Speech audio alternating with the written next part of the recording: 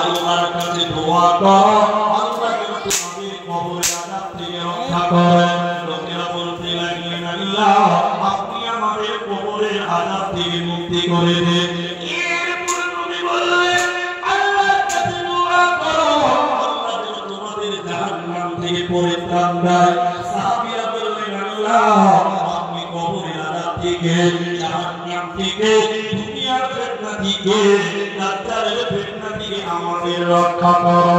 আমার আল্লাহ যদি কবরে কাউকে বিপদে ফেলে দেয়, ওই লোকের বাঁচার উপায় হবে না, থাকবে না, থাকবে না। কবর কবর কবর হইলে কবর গাহির মাটি, দুনিয়ার সব মায়ার পেছনে তোমারে দেনে শিখাতে। কবর কবর কবর হইলে কবর নাহি খাপ, না জানি কখন আসিয়া